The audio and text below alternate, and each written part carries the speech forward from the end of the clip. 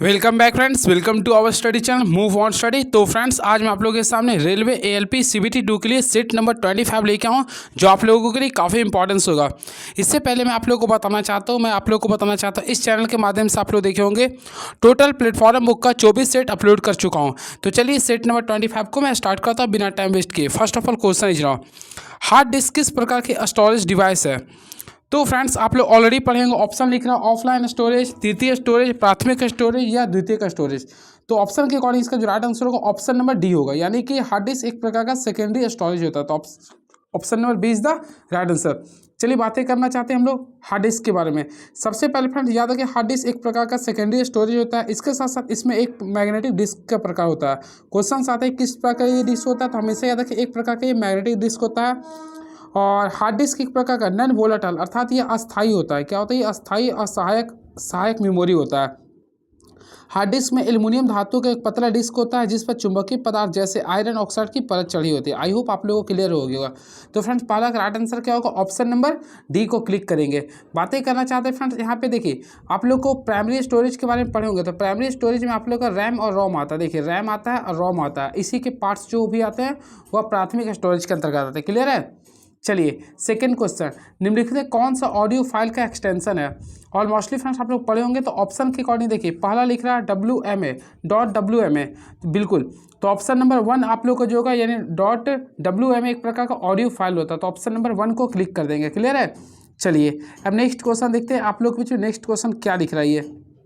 तो next question ये रहा, कंप्यूटर में सीपीयू के 3 घटक कौन है। और मोस्टली फ्रेंड आप लोग पढ़े होंगे, कंप्यूटर का ब्रेन कहा जाता है सीपीयू का। और सीपीयू का सबसे मेन जो 3 पार्ट्स होता है वह होता है आप लोगों का कंट्रोल यूनिट, फिर होता है ALU अर्थमेटिक लॉजिक यूनिट होता है, इसके साथ से मेमोरी होता है। तो ऑप्शन के अकॉर्डिंग जाएंगे तो ऑप्शन नंबर बी को क्लिक कर देंगे। क्लियर है। चलिए सीपीयू का फुल फॉर्म ऑलमोस्ट आप लोग पढ़े होंगे, सेंट्रल प्रोसेसिंग यूनिट कहते हैं। और सीपीयू को क्या बोलते हैं, कंप्यूटर का मस्तिष्क कहते हैं। बातें करना चाहते हैं कंट्रोल यूनिट का। सबसे पहले फ्रेंड कंट्रोल यूनिट यह घटक कंप्यूटर के सभी भागों को संचालन में नियंत्रित करता है। क्लियर है। चलिए ALU की फुल फॉर्म जानिए, अरिथमेटिक लॉजिक यूनिट होता है। इसका अर्थ होता है गणितीय गणना करने में कार्य करता है। क्वेश्चन आता है गणितीय गणना करने में कौन सा मदद करता है, तो ALU करता है। क्लियर है। चलिए बातें करना चाहते हैं मेमोरी के बारे में। ऑलमोस्टली पढ़े होंगे, मेमोरी होता है प्राथमिक और सेकेंडरी होता है। तो रैम एक प्रकार का अस्थायी मेमोरी होता है जिसका फुल फॉर्म क्या होता है, रैंडम एक्सेस मेमोरी होता है। चलिए वेरी नेक्स्ट क्वेश्चन लिख रहा हूँ, शब्दावली कंप्यूटर शब्दावली IDN का पूर्ण रूप क्या होता है। काफ़ी फेमस क्वेश्चन, होपफुली आप लोग मार दिए होंगे अब तक क्लिक। तो देखिए IDN का फुल फॉर्म होता है इंटरनेशनलाइज्ड डोमेन नेम होता है। इंटरनेशनल डोमेन नेम होता है। तो ऑलमोस्टली राइट आंसर जाएगा। तो देखिए इंटरनेशनलाइज्ड डोमेन नेम होता है। ऑप्शन नंबर बी को क्लिक कर देंगे, यानी option number B is the right answer. Clear है। चलिए वेरी नेक्स्ट क्वेश्चन, निम्नलिखित में से किस उपकरण का उपयोग प्रत्यावर्ती धारा को डिश धारा में परिवर्तित करने के लिए किया जाता है। सबसे पहले फ्रेंड देखिए यहाँ पे क्वेश्चन लिख रहा है किस उपकरण का प्रयोग प्रत्यावर्ती धारा को डिश धारा में। तो मैं आप लोग को बताना चाहते हैं यहाँ पे AC करंट को, यहाँ पे क्वेश्चन लिख रहा है AC करंट को आप लोग को DC में बदलना है। तो हमेशा याद रखिएगा, देखिए सबसे पहले AC को DC में बदलने के लिए जिस चीज़ का प्रयोग करते हैं उसे बोलते हैं रेक्टिफायर। क्या बोलते हैं, रेक्टिफायर। ऑलमोस्टली इसका राइट आंसर होगा रेक्टिफायर। तो फ्रेंड इसका राइट आंसर क्या कीजिए, रेक्टिफायर। तो ऑप्शन के अकॉर्डिंग अगर जाते हैं तो राइट आंसर क्या कीजिए, ऑप्शन नंबर C को क्लिक कर देंगे। तो option number C is the right answer. चलिए तो रेक्टिफायर एक ऐसा उपकरण है जो AC वोल्टेज को DC में परिवर्तित करता है। आई होप आप लोगों को क्लियर हुआ होगा। बातें करना चाहते हैं इसमें कैपेसिटर का। देखिए कैपेसिटर एक ऐसा डिवाइस होता है जो विद्युत यंत्र के आवेश ग्रहण करने की क्षमता को बढ़ा देता है। ये किसी भी विद्युत यंत्र यानी कि विद्युत यंत्र के आवेश की क्षमता को बढ़ा देता है। इसका फॉर्मूला Q बराबर होता है CV होता है। क्लियर है। चलिए अब याद रखिएगा, बातें करना चाहते हैं जेनरल डायोड के बारे में। तो जेनरल डायोड का प्रयोग हम लोग करते हैं वोल्टेज रेगुलेशन के रूप में प्रयोग करते हैं। चलिए वेरी नेक्स्ट क्वेश्चन लिख रहा हूँ। तो नेक्स्ट क्वेश्चन लिख रहा है, इनमें से कौन पर्यावरण संबंधित चिंता का विषय नहीं है।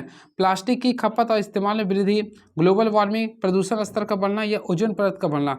तो ऑप्शन के अकॉर्डिंग जो आप लोग को लग रहा है ऑप्शन नंबर डी होगा। ओजोन परत का बढ़ना एक प्रकार का पर्यावरणीय चिंता विषय नहीं है, क्योंकि फ्रेंड्स ऑलमोस्टली आप लोग पढ़े होंगे ओजोन परत कहाँ पे पाई जाती है, समताप मंडल में पाई जाती है। समताप मंडल में ये पाई जाती है। क्लियर है, ये याद रखिएगा।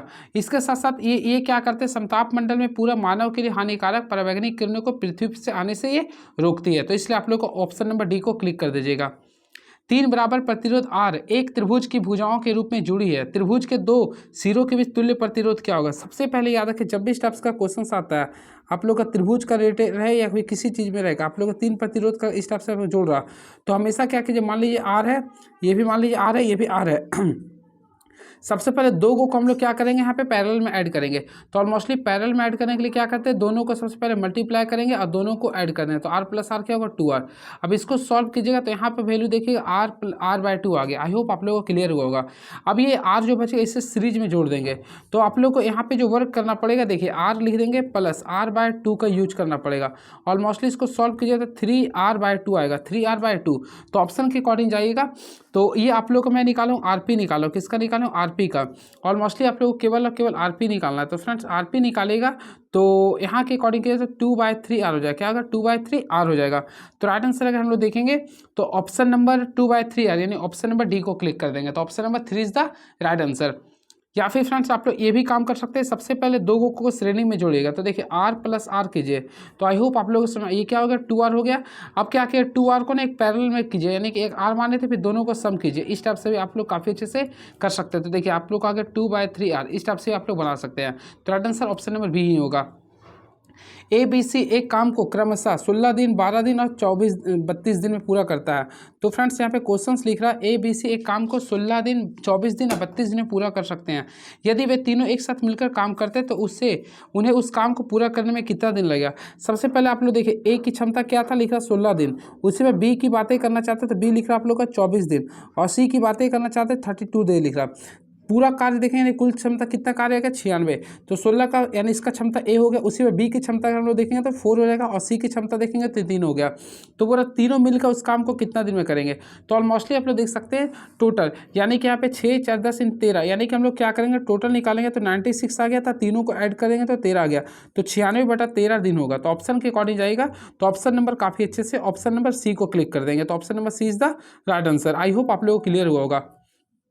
यदि एक निश्चित धनराशि साधारण ब्याज पर 11 वर्ष में 6 माह में दुगनी हो जाती है तो कितने, तो वार्षिक ब्याज की दर क्या करें।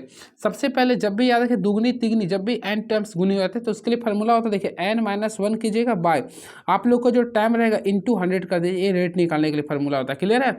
तो देखिए सबसे पहले आप लोग लिखा दुगनी हुआ था, 2 में से 1 घटाएंगे 1 आएगा। टाइम देखेंगे तो 11 वर्ष 6 महीने, तो 11 वर्ष 6 महीने को अगर आप लोग तोड़ते हैं तो यहाँ पे 11 × 1/2 कीजिए, यानी 11 दूनी 22 23/2। तो यहाँ पे करेंगे तो 23/2 गुना 100 करिएगा। अब सॉल्व कीजिए तो यहाँ पे लिखेंगे 2/23, 2/23 इंटू 100 कीजिएगा। अगर आप लोग सॉल्व करते फ्रेंड्स, यानी इसको अगर आप लोग पूरे का पूरे सॉल्व करते हैं तो आप लोग अगर सॉल्व करते तो 200/23 आ जाएगा। तो लगभग जो आंसर आएगा 8.69 के बीच में आएगा, 8.69 के बीच में आएगा। तो ऑप्शन के अकॉर्डिंग जाएगा तो ऑप्शन नंबर बी को क्लिक करना पड़ेगा। नेक्स्ट क्वेश्चन, 21 सेंटीमीटर त्रिज्या वाले अर्धगोले का वक्र पृष्ठीय क्षेत्रफल क्या होगा। सबसे पहले आप लोग ऑलमोस्टली पढ़े होंगे अर्धगोले का वक्र पृष्ठीय क्षेत्रफल क्या फार्मूला क्या होता है। देखो 2πr², 2 पाई की वैल्यू में 22/7 पुट कर दिए। आर का वैल्यू क्या लिख रहा है 21 है, तो इससे डबल टाइम्स मल्टीप्लाई कर दिए। 7 3 21 हो गया। अब आप लोग मल्टीप्लाई किए, 22 को 2 से गुना किए 44 आ गया। 21 दिया कितना होता है 63 होगा।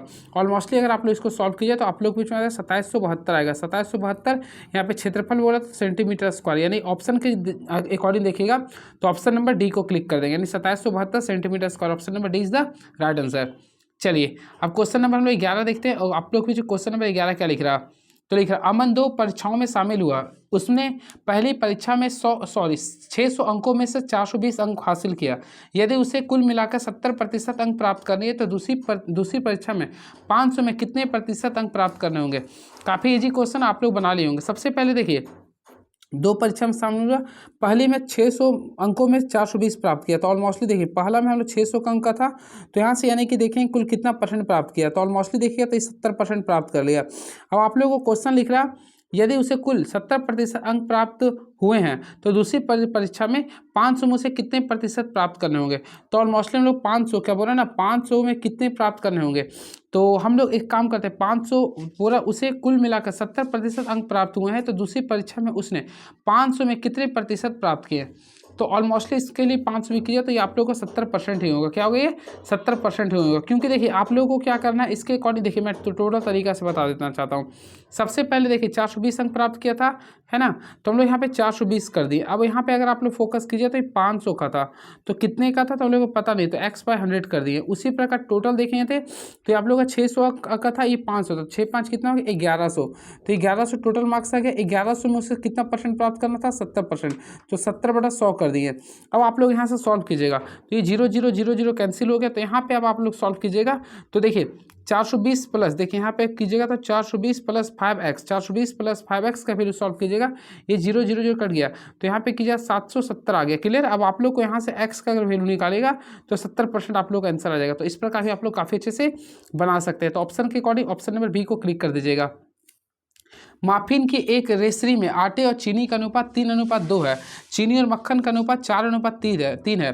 तो रेसमी में आटे और मक्खन का अनुपात क्या होगा? सबसे पहले फ्रेंड देखिए यहाँ पे लिख रहा लेना चाहते हैं आटा है, ये आप लोग के बीच में ये आटा है और ये चीनी है, ये दोनों के बीच का अनुपात लिख रहा 3:2 लिख रहा, तो मैं 3:2 लिख दिया हूँ।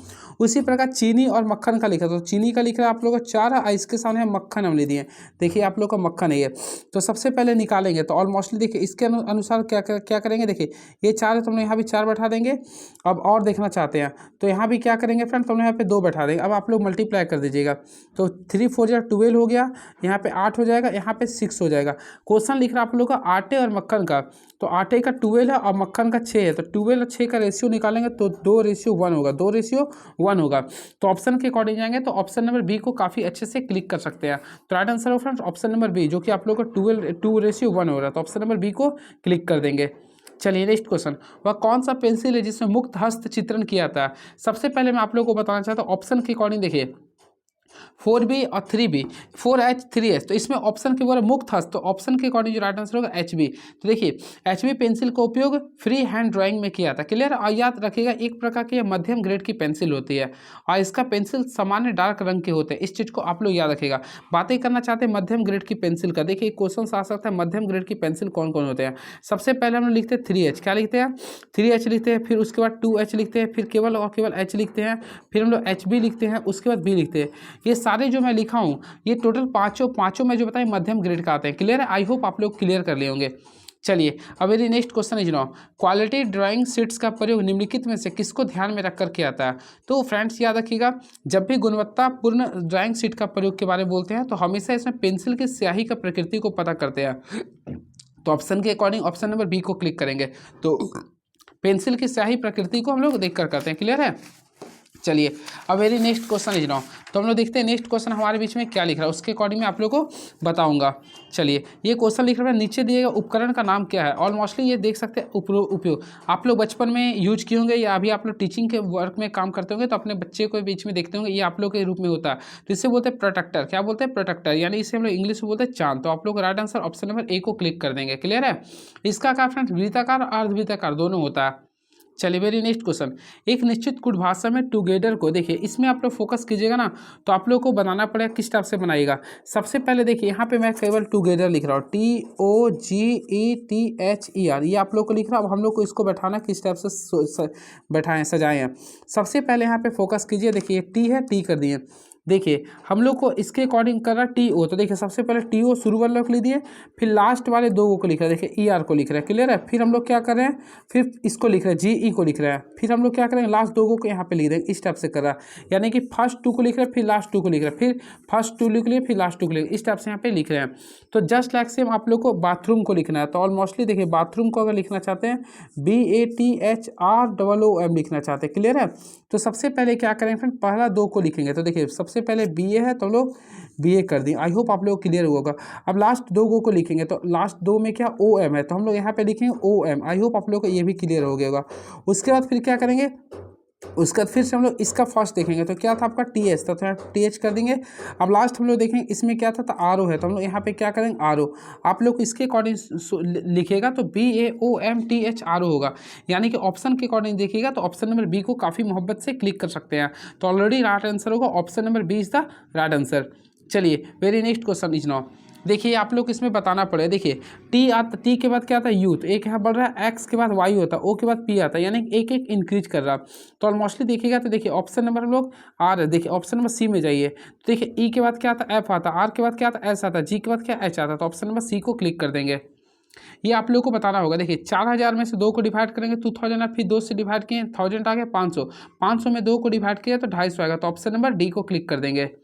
एंड नेक्स्ट क्वेश्चन, इसमें आप लोग को पुट करना है, यानी कि आप लोग को देखना कौन सा नंबर को इंटरचेंज कीजिएगा कि आप लोग को 85 आ जाएगा। तो फ्रेंड्स इसमें ऑप्शन नंबर सी को क्लिक करके देखिएगा, यानी 27 और 36 को अगर इंटरचेंज करते हैं तो आप लोग बीच में 85 आ जाएगा। चलिए 19 क्वेश्चन में बता दी हूँ, आप लोग कमेंट बॉक्स में लिखिए कैसा लगा आपका क्लास। कुछ जूते शर्ट है, कुछ जूते शर्ट है, सभी शर्ट जैकेट है। तो देखिए आप लोग को बनाना होगा, सबसे पहले कुछ जूते के बारे में बोला, तो चलिए हम मान लेते हैं कुछ जूते है। ये देखिए सबसे पहले कुछ जूते को शर्ट मान लेते, तो कुछ जूते आप लोग के सामने ये शर्ट आ गया। आई होप आप लोग क्लियर हुआ होगा। फिर बोला सभी शर्ट जैकेट है, तो चलिए सभी शर्ट को मान लेते हैं जैकेट। तो फिर देखिए सभी शर्ट क्या है, जैकेट है, तो चलिए इसको लोग मान लीजिए जैकेट है। अब आप लोग सॉल्व कीजिए, ये जैकेट मान लिए। क्वेश्चन लिख रहा है कुछ जैकेट शर्ट है, तो चलिए देखते हैं कुछ जैकेट शर्ट हैं। तो फिर देखिए कुछ जैकेट, तो कुछ जैकेट शर्ट ऑलमोस्टली हो जाएगा। फिर बोला सभी जैकेट जूते हैं, तो देखिए सभी जैकेट जूते नहीं है, तो केवल और केवल अनुसरण 1 करेगा, यानी निष्कर्ष 1 केवल सही करेगा। तो ऑप्शन के अकॉर्डिंग जाएंगे तो केवल और केवल निष्कर्ष 1 सही होगा। चलिए नेक्स्ट क्वेश्चन लीजिए, वायुमंडलीय दाब और वाष्पोत्सर्जन की दर एक दूसरे की क्या होती है। काफ़ी तगड़ा क्वेश्चन है फ्रेंड्स। सबसे पहले याद रखिएगा वायुमंडलीय दाब और वाष्पोत्सर्जन की दर जो होती है एक दूसरे का हमेशा इन्वर्सली प्रोपोर्शनल होता है। ऑप्शन है बिल्कुल, तो ऑप्शन नंबर बी को क्लिक कर देंगे। याद रखिएगा वायुमंडलीय दाब और वाष्पोत्सर्जन की दर एक दूसरे के व्युत्क्रमानुपाती होता है। क्लियर है, तो ऑप्शन नंबर हम लोग बी को क्लिक कर देंगे। आप लोग ऑलमोस्टली पढ़े होंगे, जैसे जैसे किसी सतह पर हवा का दबाव बढ़ता है जल निकाय की सतह बढ़ जाता है, जिससे वाष्पीकरण की दर क्या होता है, घट जाते हैं। बातें करना चाहते हैं फिर वाष्पीकरण किस पे निर्भर करता है। सबसे पहले मैं बता देना चाहता हूँ, क्वेश्चन आएगा इसलिए।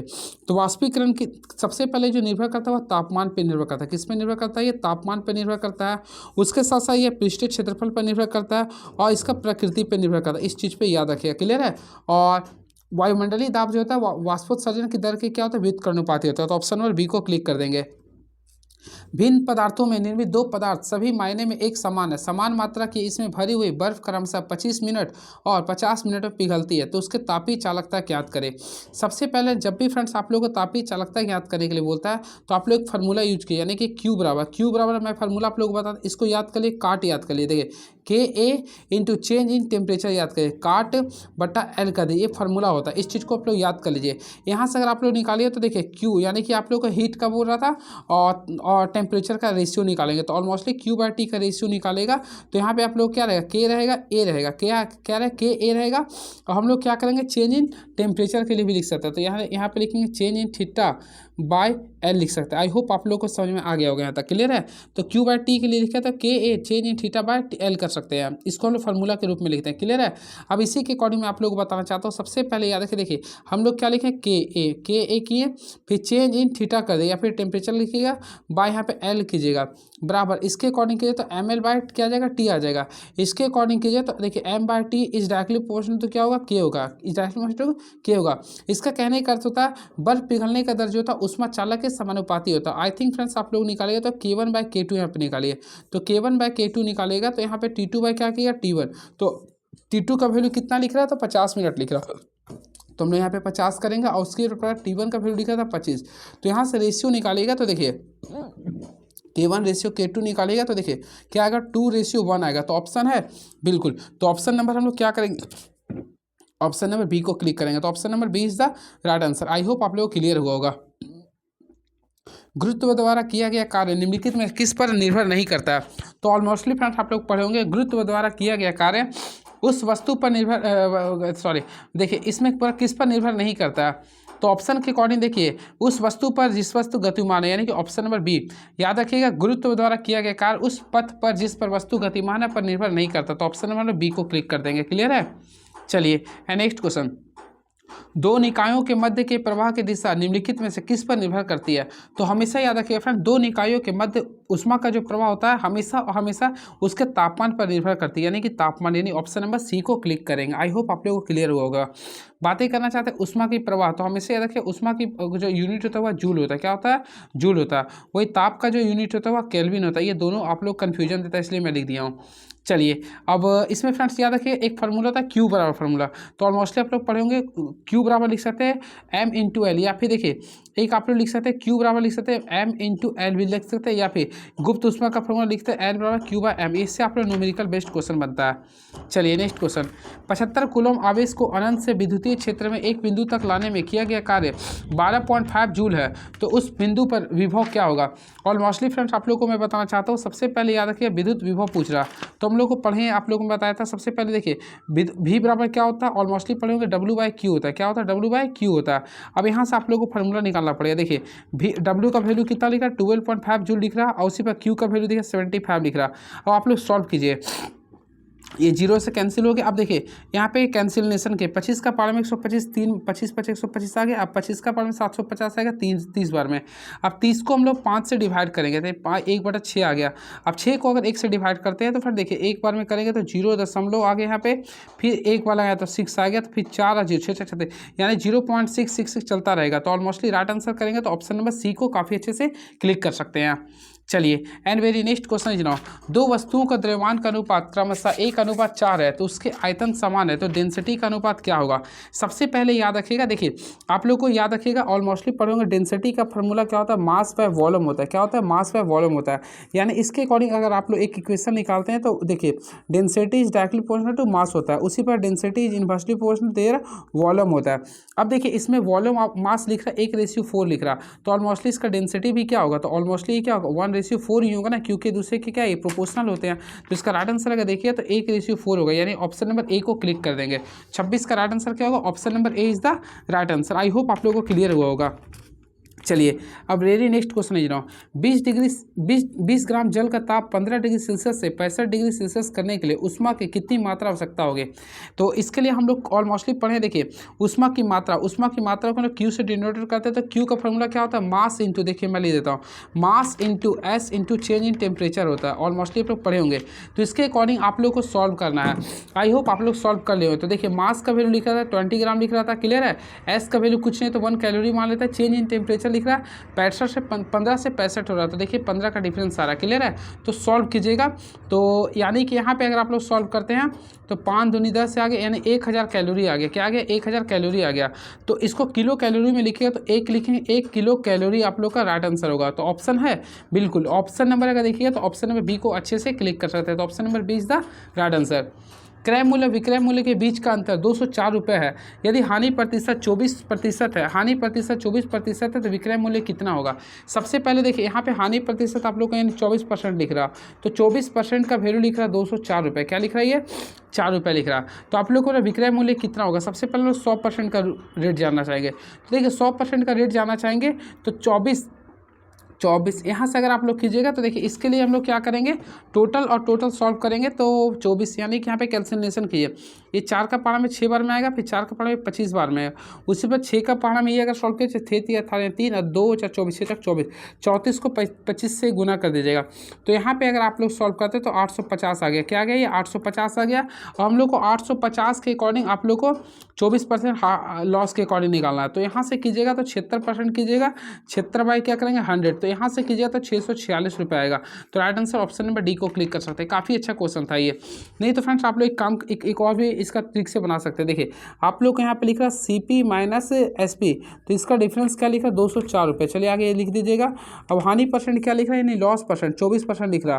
तो अगर 24% को डिस्काउंट करते देखिए, यानी कि यहाँ से देखिए ये आप लोग का क्या हो गया, CP हो गया।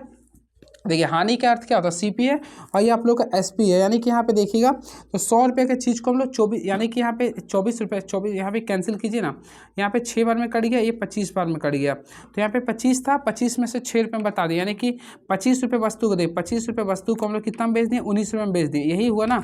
तो हम लोग क्या करेंगे 25 में से 19 को घटाएंगे तो ऑलमोस्टली क्या आएगा 6% आएगा। तो 6% का वैल्यू देखेंगे 204 के अनुसार कितना होगा, तो यहाँ के अनुसार निकालिए 6 × 18 फिर 2 × 4 2 × 24 6 × 24, यहाँ देखिए 34% आ गया। क्या आ गया, ये 34% आ गया। तो इसके अकॉर्डिंग भी आप लोग काफ़ी अच्छे से बना सकते हैं, क्लियर है। चलिए अब मैं देखता हूँ नेक्स्ट क्वेश्चन क्या लिख रहा। दो कारें एक ही बिंदु पर चलना शुरू करती है, एक ही दिशा में यात्रा करती है। यदि एक कार 55 किलोमीटर प्रति घंटा और दूसरी कार 75 किलोमीटर प्रति घंटा की चाल से चलती है तो 3 घंटे बाद एक दूसरे से कितनी दूरी पर मिलेगी। सबसे पहले याद रखें, जब भी एक ही दिशा की ओर बातें करना चाहते हो तो जो आप लोग का जो दोनों का रिलेटिव स्पीड होता है वो डिफरेंस करते हैं दोनों का। यानी कि 75 में से 55 को माइनस करेंगे तो ऑलमोस्टली 20 किलोमीटर पर आवर आएगा। क्या आएगा, 20 किलोमीटर पर आवर आएगा। अब देखेंगे 3 घंटा में एक दूसरे से, अब यहाँ पे बोरा दूरी, तो हम लोग जानते हैं दूरी की फार्मूला क्या होता है, चाल गुना समय। तो यहाँ पे देखिए चाल कितना आ गया 20, आज समय आप लोग को बोल रहा था 3 घंटा के लिए, तो हम लोग इससे मल्टीप्लाई करेंगे तो ऑलमोस्टली 60 किलोमीटर इसका राइट आंसर आएगा, जो कि ऑप्शन नंबर सी को क्लिक कर सकते हैं।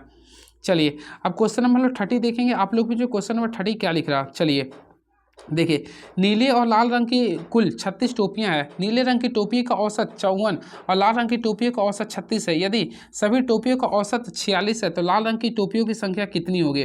देखिए आप लोग को इस टाइप का क्वेश्चन देखिए क्या लिखा, नीले और लाल रंग की कुल 36 टोपियां हैं। नीले रंग की टोपियों का औसत 54 है और लाल रंग की टोपियों का औसत मूल्य 36 रुपये है। तो यदि सभी टोपियों का औसत मूल्य 46 है तो लाल रंग की टोपियों की संख्या कितनी होगी।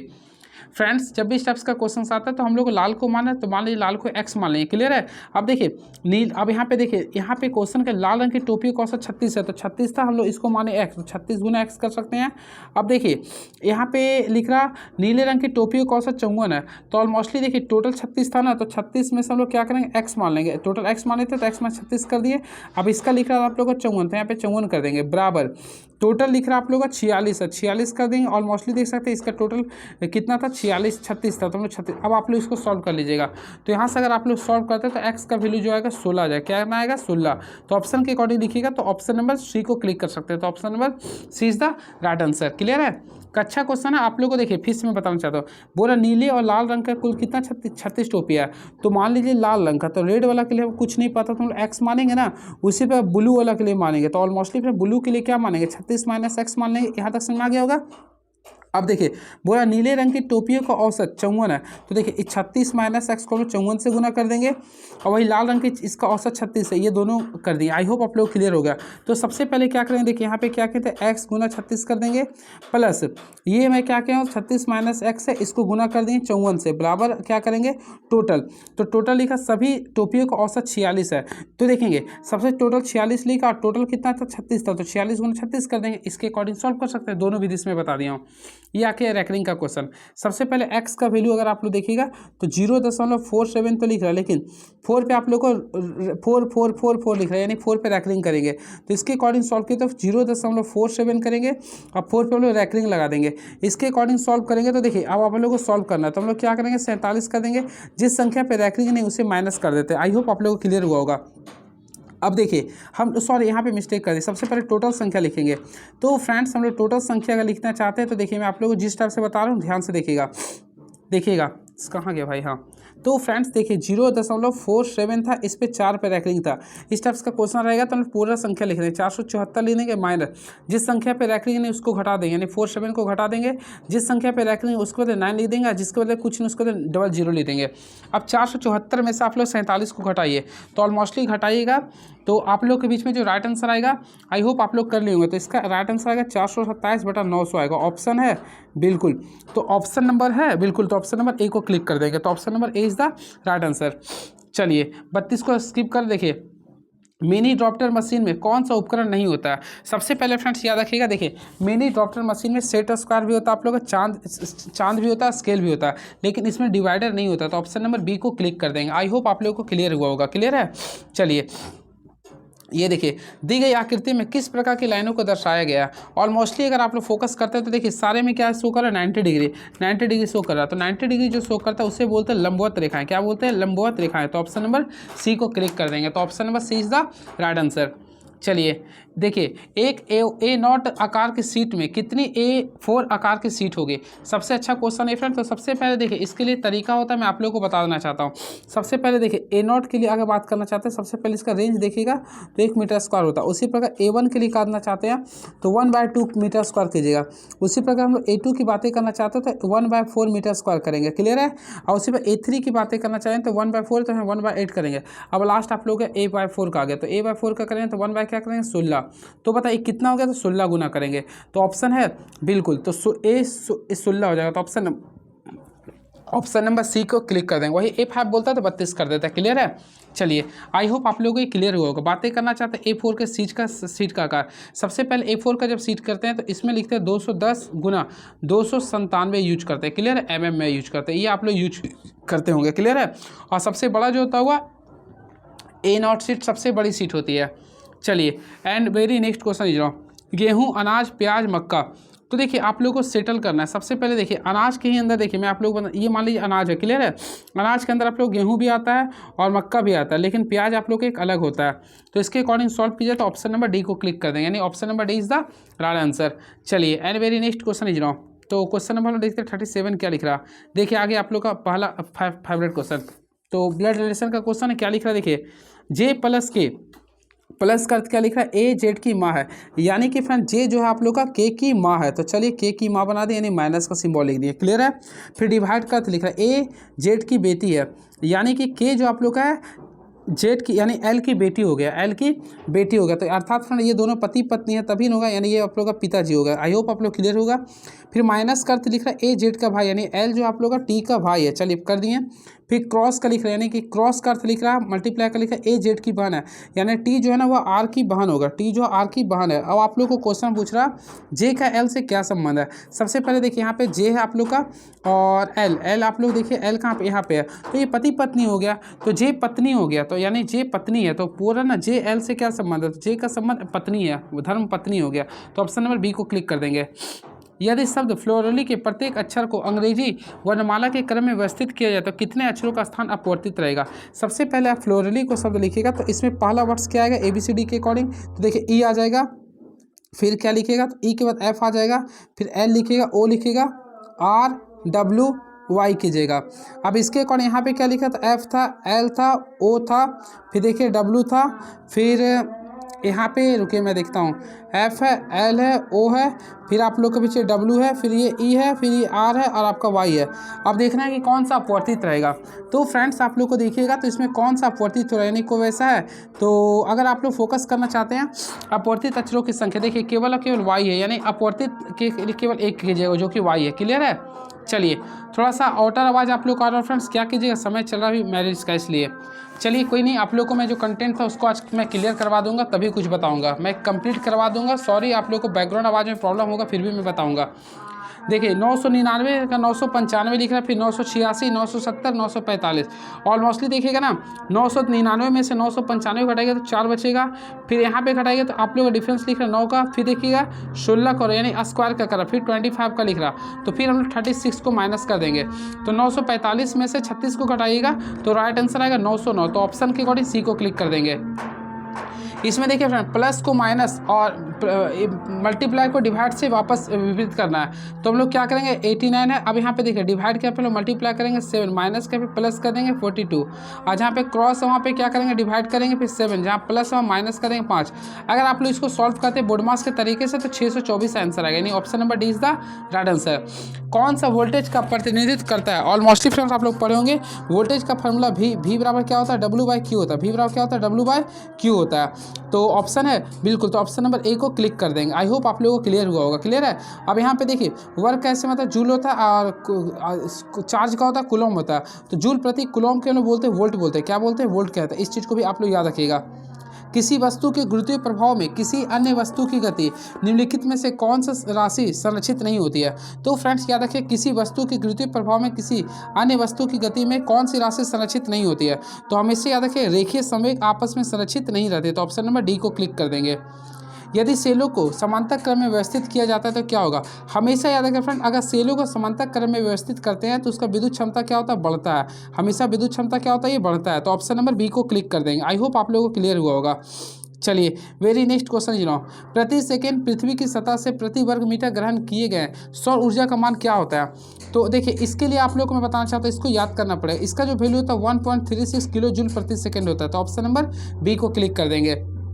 चलिए वेरी नेक्स्ट क्वेश्चन, उसमें ऊर्जा यानी थर्मल एनर्जी क्या होता है, तो हमेशा याद रखिए थर्मल एनर्जी होता है तापमान में अंतर के कारण उष्मा के प्रवाह को हम लोग बोलते हैं उसमें ऊर्जा, क्लियर है। तो आज याद रखिएगा तापमान में अंतर के कारण उष्मा के प्रवाह को उसमें ऊर्जा कहते हैं, क्लियर है।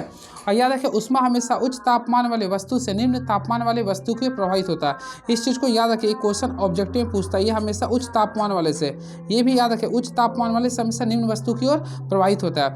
इसके साथ साथ याद रखिए उष्मा का जो ऐसा मात्रक होता है वह जूल होता है, क्या होता है ये जूल होता है। इसका अन्य मात्रक भी जो होता है किलो कैलोरी भी होता है, किलोवाट घंटा भी होता है, इलेक्ट्रॉन वोल्ट भी होता है, क्लियर है। बातें करना चाहते हैं क्वेश्चन अगर आता है कि एक इलेक्ट्रॉन वोल्ट बराबर कितना होता है, फ्रेंड्स याद रखिए 1.6 इंटू 10⁻⁻19 जूल होता है, क्लियर है।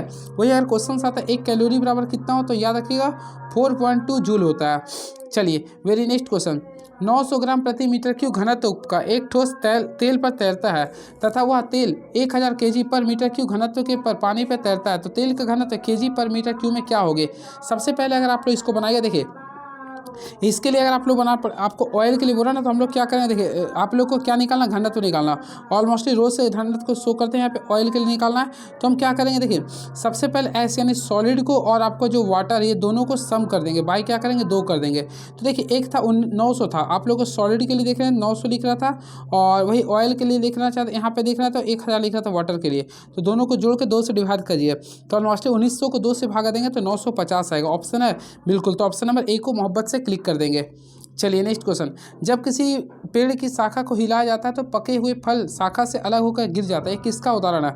तो फ्रेंड्स याद रखिए, यह न्यूटन की गति का प्रथम नियम है, न्यूटन के गति का प्रथम नियम है। क्लियर है। चलिए अब नेक्स्ट क्वेश्चन देखते हैं आप लोग बीच में क्वेश्चन क्या लिख रही है। तो क्वेश्चन नंबर आप लोग का सामने 48, दो समरूप त्रिभुजों का क्षेत्रफल क्रमशः 196 और 625 है, तो संगत भुजाओं का अनुपात क्या होगा। सबसे पहले आप लोग ऑलमोस्टली पढ़े होंगे, संगत भुजाओं के वर्ग का अनुपात जो होता है क्षेत्रफल के अनुपात के बराबर होता है। अर्थात देखा जाए तो यहाँ से एक इक्वेशन होता है, आप लोग क्लास 10th का कंसेप्ट है ये, यानी S1 का स्क्वायर करते हैं और S2 का स्क्वायर करते हैं ना, ये दोनों आप लोग का लिख रहा, ये कितना लिख रहा है 196 लिख रहा है और ये लिख रहा है 625। तो यहाँ से अगर आप लोग निकालेगा ना, तो हम लोग S1 और S2 का निकालेंगे तो ऑलमोस्टली इसको क्या करें, अंडर रूट कर देंगे। तो 196 पर क्या करेंगे 625 कर देंगे। तो यहाँ से सॉल्व कीजिए तो 196 का 14 होता है और 625 का होता है 25, तो 14/25 इसका आंसर होगा। तो ऑप्शन के अकॉर्डिंग जाएंगे तो 14/25, जो कि ऑप्शन नंबर सी को क्लिक कर देंगे। एक निश्चित कार्य को पूरा करने में ए और बी क्रमशः 3 और 6 घंटे पूरा लेते हैं। अगर वे एकांतर घंटे पर काम करते हैं तो कार्य को पूरा करने में कितना समय लगेगा। देखिए काफ़ी अच्छा क्वेश्चन, जब भी अल्टरनेटिंग क्वेश्चन बोलता है, देखिए ए है आप लोग का, बी है, ए आप लोग का 3 घंटा ले रहा है, अब बी ले रहा है 6 घंटा, टोटल कार्य देखिए तो 6 है। क्लियर है। अब देखेंगे हम लोग ए की क्षमता कितना आ रहा है, 2 आ रहा, अब बी की क्षमता कितना आएगा, 1 आएगा। देखिए बी की क्षमता क्या आएगा, 1 आएगा। और मोस्टली आप लोग देख सकते हैं दोनों मिलकर, यानी 2 घंटा में दोनों मिलकर 3 काम कर रहा, और टोटल कार्य कितना चाहिए फ्रेंड्स, आप लोग को 6 चाहिए।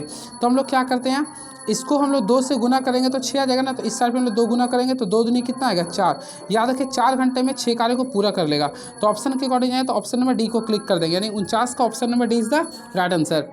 चलिए पाई चार्ट का क्वेश्चन है, आप लोग बनाइए। देखिए निम्नलिखित पाई चार्ट का अध्ययन करें। अब देखिए आप लोग को बताना है, क्वेश्चन हो रहा दिए गए पाई चार्ट पर 4 महीनों में दिए गए ऑर्डर की संख्या दर्शाता, इन 4 महीनों में दिए गए ऑर्डर की कुल संख्या 90 है। तो फरवरी में दिए गए ऑर्डर की संख्या नवंबर में दिए गए ऑर्डर की संख्या से 24 अधिक है, तो फरवरी में ऑर्डर की संख्या कितनी थी। सबसे पहले आप लोग को देखना पड़ेगा, यहाँ पे क्वेश्चन के बाद नवंबर में हो रहा है, तो नवंबर में लिख रहा है 20%, ठीक है। तो 20% लिख, देखो नवंबर में दिए गए ऑर्डर की संख्या पूछ रहा है, ये 24 से अधिक है। देखिए क्या लिखा है, फरवरी में दिए गए ऑर्डर की संख्या, नवंबर में दिए गए ऑर्डर की संख्या 24 से अधिक है, तो फरवरी में दिए गए ऑर्डर की संख्या क्या होगा। कुछ नहीं करना आप लोगों का, सबसे पहले नवंबर में निकालेगा। तो नवंबर के लिए फ्रेंड सबसे पहले अगर हम लोग यहाँ पे रेशियो के अकॉर्डिंग देखेंगे, तो नवंबर में आप लोग लिखा 20% लिख रहा, तो हम लोग क्या करेंगे, टोटल संख्या देखिए यहाँ पे 90 लिख रहा, तो 90 का हम लोग करेंगे नवंबर के लिए 20% निकाल देंगे। तो यहाँ से क्यों होंगे, तो आप लोग का 18 आ गया होगा। कितना आ गया 18। अब क्वेश्चन लिख रहा फरवरी में दिए गए ऑर्डर की संख्या नवंबर में दिए गए ऑर्डर की संख्या से 24 अधिक है, तो 18 में हम लोग क्या करेंगे 24 को ऐड कर दीजिएगा, तो राइट आंसर आएगा 42, यानी ऑप्शन नंबर सी को क्लिक कर दीजिए। चलिए ये क्वेश्चन से आप लोगों को फिर से इसी टाइप में क्वेश्चन है ये, आप लोग इसको देखिए, x 3 अंकों की एक ऐसी संख्या, x 3 अंकों की एक ऐसी संख्या जिसे 10, 12, 21, 35 और 40 में विभाजित करने पर समान शेषफल 3 शेषफल बचता है, तो x का न्यूनतम मान क्या होगा। देखिए जब भी आप लोग का न्यूनतम वैल्यू निकालने के लिए बोलता है तो हमेशा जो संख्या है तो उसका एलसीएम निकालेगा। तो आप लोगों को क्या करना, 10 हो गया, फिर 12 है ना, 12 हो गया, फिर 21 हो गया, फिर 35 हो गया और 40, ये चारों को क्या करना एलसीएम निकालना। तो निकालेगा तो 840 आएगा, और शेषफल 3 था तो जोड़ देंगे, तो इसका राइट आंसर किया तो 843 है। क्या आएगा 843 आ जाएगा। तो ऑप्शन के अकॉर्डिंग देखेंगे तो ऑप्शन नंबर बी को क्लिक कर देंगे। चलिए अच्छा क्वेश्चन आ गया, माना ओ त्रिभुज ABC के अंतर केंद्र है तथा डी त्रिभुज ABC की भुजा BC पर एक बिंदु है जिसमें OD परपेंडिकुलर BC है, यदि कोण BOD बराबर 15 डिग्री है तो त्रिभुज ABC का मान क्या होगा। सबसे पहले आप लोग को इस टाइप से बनाना पड़ेगा। देखिए आप लोग को मैं बता रहा हूँ, A मान लेंगे, इसको मान लेंगे B, इसको मान लेंगे C। क्लियर है। अब देखिए OD परपेंडिकुलर BC लिख रहा था, तो फ्रेंड्स हम लोग क्या करेंगे, देखिए O यहाँ पे है, OD परपेंडिकुलर BC, तो देखिए डी। चलिए OD हम मान लें ए पे, OD मान लें परपेंडिकुलर BC है, तो यहाँ पे हम लोग स्टेप्स लेंगे और मोस्टली क्या डिग्री बनाएगा, 90 डिग्री बनाएगा। अब क्वेश्चन के अकॉर्डिंग देखिएगा तो फ्रेंड्स लिख रहा है BOD, यानी BOD का वैल्यू, यानी यहाँ का वैल्यू लिख रहा है 15 डिग्री। अब ये 15 है, ये 90 लिख रहा है, तो 15 90 कितना होता है, तो ऑलमोस्टली जानते हैं 15 90 होता है 105। तो यहाँ का वैल्यू कितना आएगा, 75 डिग्री आएगा। कितना आएगा, 75। तो ये जब 75, तो ये भी कितना फ्रेंड्स 75 डिग्री हो गया। क्लियर है। तो आप लोग क्वेश्चन निकालना ABC का, तो ABC का निकाले तो देखिए ABC, तो ये 75 को ऐड कर दीजिए ना, तो 150 आ गया। तो काफ़ी इजी क्वेश्चन था ये। तो ऑप्शन के अकॉर्डिंग जाए तो ऑप्शन नंबर C को क्लिक कर दीजिएगा। चलिए नेक्स्ट क्वेश्चन, समद्विभाजक त्रिभुज था फ्रेंड, इसलिए हम लोग क्या दोनों को इक्वल किए थे। A2 ड्राइंग शीट का क्या परिमाण होना चाहिए। सबसे पहले आप लोग याद रखिएगा फ्रेंड, देखिए सबसे पहले एक होता है ट्रिमिंग साइज, एक होता है इन ट्रिमिंग। तो यहाँ पे ट्रिमिंग के लिए बोल रहा था, ट्रिमिंग जो होता है छोटा होता है कंपेरिजन तो इन ट्रिमिंग। तो देखिए आप लोग सबसे पहले A0 का याद रखिएगा, तो A0 के लिए होता है 841 गुना 189 होता है, पहला को आप लोग याद रखिएगा। अब उसका A1 के लिए करना चाहते हैं ना, तो इसमें आप लोग रूल पढ़े होंगे अब तक। देखिए 1189 को हाफ कर देंगे तो ऑलमोस्टली 594 आएगा। अब ये जो आप लोग का इसका जो ब्रेथ था उसको डायरेक्टली ले देंगे 841। आप लोग को A2 करना है, तो हम लोग क्या करेंगे, जो आप लोग का ये जो देख रहे हैं 841 इसको हाफ करेंगे तो क्या होगा फ्रेंड 420 हो जाएगा। और ये जो इसका ब्रेथ था उसको डायरेक्टली देंगे 594, तो A2 का साइज होगा 420 क्रॉस 594 होगा। तो ऑप्शन के अकॉर्डिंग जाएंगे तो ऑप्शन नंबर A को क्लिक कर देंगे, जो कि ऑप्शन नंबर A में आप लोग का लिख रहा है। क्लियर है। चलिए बातें करना चाहते हैं नेक्स्ट क्वेश्चन का। तो नेक्स्ट क्वेश्चन फ्रेंड्स, अगर इसका एरिया वाला पूछेगा कितना पार्ट्स होता है तो छोड़िए इसको 1 0 1 फिर 1/2, हाँ तो 1/4 मीटर स्क्वायर होगा, ये एरिया पार्ट्स होता है। चलिए 120 mm तक व्यास के वृत्त खींचने के लिए इस ड्राइंग उपकरण का प्रयोग किया था। तो देखिए जब भी आप लोग को बोले 120 mm तक के व्यास के लिए खींचने के लिए, तो उसके लिए हम लोग बड़ी कंपास का प्रयोग करते हैं। किसका करते हैं, बड़ी कंपास का प्रयोग करते हैं। क्लियर है। याद रखिए इसका हम लोग प्रयोग करते हैं बड़े आकार के वृत्त एवं वृत्तों के चाप खींचने के लिए। वही 25 से 50 के लिए बोलते हैं तो छोटे आकार का प्रयोग करते हैं। चलिए अब नेक्स्ट क्वेश्चन देखते हैं आप लोगों ने नेक्स्ट क्वेश्चन क्या लिख रहा है ये। हाँ निम्नलिखित, चलिए क्वेश्चन ये है। तो फ्रेंड्स आप लोग इसमें सेटिंग करके बनाना पड़ेगा। क्वेश्चन क्या बोल रहा है देखिए, आप लोग को ये बोल रहा है, देखिए इसमें ये क्वेश्चन थोड़ा सा प्रॉब्लम करता है। देखिए 21 का रिलेशन बोल रहा है 182 से, तो कैसे करेंगे। देखिए आप लोग को मैं बताना चाहता हूँ 21 है ना, 21 कर दें, 21 को 9 से मल्टीप्लाई कीजिए, इन -7 कीजिए। तो देखिए 21 को 9 से मल्टीप्लाई 189 को 7 से घटाइएगा तो आप लोग का 182 आ जाएगा। सेम वर्क यहीं पे करना है। 14 को हम लोग क्या करेंगे, तो ऑलमोस्टली मैं क्या बताऊँ, तो 14 को फ्रेंड्स हम लोग 9 से गुना करेंगे 126 आएगा, 126 में से 7 को हटा देंगे कितना आएगा 119 आएगा। जस्ट लाइक सेम आप लोग को देखना पड़ेगा। तो इसमें ऑप्शन नंबर B को क्लिक कीजिएगा तो आ जाएगा। यानी कि देखिए 17 को हम लोग क्या करेंगे 9 से मल्टीप्लाई करेंगे माइनस करेंगे 7, तो अगर यानी 17 को यानी 7 से गुना के 153 में से 7 आ गया तो ये आएगा 146। देखिए एग्जाम में अगर आप बैठे हैं तो ये क्वेश्चन इम्पॉसिबल होता है बनाने के लिए, क्योंकि शायद ही किसी रेयर कंडीशन में ये माइंड में आपका आ गया, तो इसलिए मैं तो कन्फ्यूजन में खुद गलती कर देता हूँ। चलिए 57 नंबर क्वेश्चन को देखता हूँ क्या लिख रहा। तो ये सब क्वेश्चन इजी है। देखिए B का रिलेशन डायरेक्टली लिख रहा है जी, देखिए B है आपका D है BDFI, तो B का रिलेशन लिख रहा है G से। फिर यहाँ पे आप लोग का क्या था ये देखते हैं। तो फ्रेंड्स यहाँ पे B है, यहाँ पे T था ना, सॉरी यहाँ पे आप लोग का I है। अब यहाँ पे लिख रहा है G लिख रहा, फिर I लिख रहा, फिर K लिख रहा, N। आप लोग देखिएगा सारे में देखिएगा B होता 2 में और G होता 7 में, 5 का इंक्रीज हुआ, ये 4 में होता और I कितना होता है 9 में, ये भी 5 इंक्रीज किया, ये 6 होता, ये 14 होता ना, K कितना 11 में होता, 5 इंक्रीज किया, ये 9 होता, ये 14 होता। सारे में देखिएगा 5-5 इंक्रीज कर रहा, सारे में 5-5 इंक्रीज कर रहा, सारे में 5-5 इंक्रीज कर रहा। तो जो भी आप लोगों को क्वेश्चन पूछेगा उसमें 5 इंक्रीज। C होता 3 में, तो 3 5 8, 8 में क्या लिखते हैं H। F होता 6, 6 5 11 किंग्स 11 यानी K मार दिए। G होता 7 में, 7 5 12, तो 12 में क्या लिखते हैं फ्रेंड्स ऑलमोस्टली L लिखते हैं। I होता 9, 9 5 14 यानी L, तो H K L N होगा, H K L N। तो ऑप्शन के अकॉर्डिंग जाए तो ऑप्शन नंबर A को क्लिक कर देंगे। चलिए वेरी नेक्स्ट क्वेश्चन, एक निश्चित कुट भाषा में देखिए आप लोग को बताना पड़ेगा H का Z से क्या संबंध है। देखिए आप लोग काफ़ी अच्छे से मैं बता रहा हूँ, ध्यान से देखिएगा। सबसे पहले लिखा है Z भागा Y, तो देखिए L B की बेटी है, यानी कि फ्रेंड्स Z जो है Y की बेटी हो रहा है। इसके अकॉर्डिंग Z जो है ना, देखिए इसमें आप लोगों को सेटिंग करना था, तो आप लोगों को लिखना पड़ेगा Z जो है Y की बेटी हो जाएगा। L B की बेटी है ना यहाँ पे, यानी Z जो Y की बेटी है, तो Y की बेटी कौन कर दी है, Z को कर दी। आई होप आप लोग समझ में आ गए, यानी बेटी कर दी माइनस में। प्लस का लिख रहा है L B का पिता है, यानी Y जो है ना S का पिता है, तो हम लोग क्या करें Y को S का पिता माने, तो यानी ये दोनों आपस में शायद पिता हो जाएगा। क्लियर है, यहाँ तक आप लोगों को समझ में आ गया होगा। यानी इसी का रिलेशन इससे, यानी कि हम लोग डॉट डॉट डॉट डॉट यहाँ कर दिए, पिताजी हो गया। क्लियर है, ये आप लोग का पिता है। अब देखिए यहाँ पे क्वेश्चन लिख रहा है क्रॉस का अर्थ, यानी क्रॉस मल्टीप्लाई के लिख रहा है एल बी का बेटा है, यानी एस जो है ना वह भी का बेटा हो गया। तो यहाँ पे हम लोग क्या करेंगे, भी को लिखेंगे। तो ऑलमोस्टली क्या हो गया, माइनस में हो गया, पति पत्नी हो गया, फिर माइनस लिख रहा, तो माइनस का अर्थ लिख रहा है एल बी की माँ है, यानी भी जो है ना आप लोग का यू की माँ है। तो देखिए यू की माँ है, तो हम लोग यू यहाँ पे लेते हैं, ये माँ हो गया। तो बोला जेड का भी से क्या संबंध है, तो देखिए जेड का भी से, ये जेड है अभी, तो जेड का भी से, तो देखिए ये बेटी हो गया, ये माँ हो गया, तो बेटी माँ का हो गया। तो जेड जो है ना, जेड भी का क्या है, माँ हो गया, जेड का है क्या, बेटी हो गया, तो बेटी होगा ना, हाँ बेटी हो जाएगा। तो ऑप्शन है बिल्कुल, तो ऑप्शन नंबर ए को क्लिक कर दे, देखिए बेटी हो गया, option number A is the right answer. चलिए अब ये क्वेश्चन से आप लोग को खुद से बनाना है। देखिए यू भी डब्ल्यू एक्स वाई जेड एक वृत्ताकार घेरे में केंद्र की ओर, देखिए फोकस कीजिएगा तो यहाँ पे केंद्र की ओर हो रहा है, क्लियर है, बैठे हैं।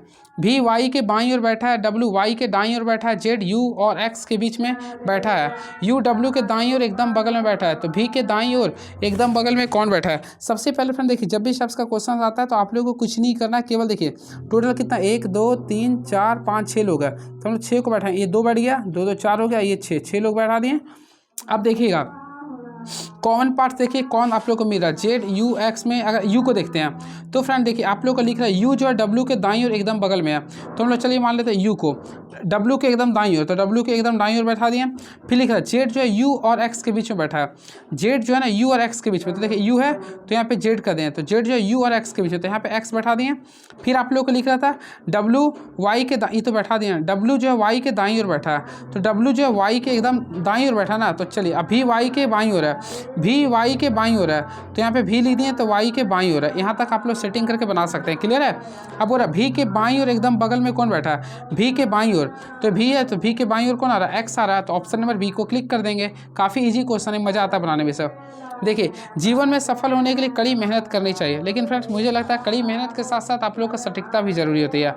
एक मेहनती व्यक्ति जीवन में संतुष्ट होता है, बिल्कुल होता है। कड़ी मेहनत के बिना कोई भी जीवन में सफल नहीं हो सकता, ऑलमोस्टली सही है। मेहनत करने वाले ही पास हो पाएंगे। जीवन कड़ी मेहनत से संबंधित है, तो आप लोग बोला कौन सा निष्कर्ष जो है तार्किक का अनुसरण करता है, तो देखिए जीवन में सफल होने के लिए कड़ी मेहनत करनी चाहिए। तो देखिए यहाँ पे क्या लिख रहा, कड़ी मेहनत के बिना, तो देखिए कड़ी मेहनत के बिना कोई भी जीवन में सफल नहीं हो पाता, तो ऑप्शन नंबर बी कीजिएगा ना ऑप्शन के अकॉर्डिंग, तो ऑप्शन नंबर ए को क्लिक कर दीजिएगा, बी को।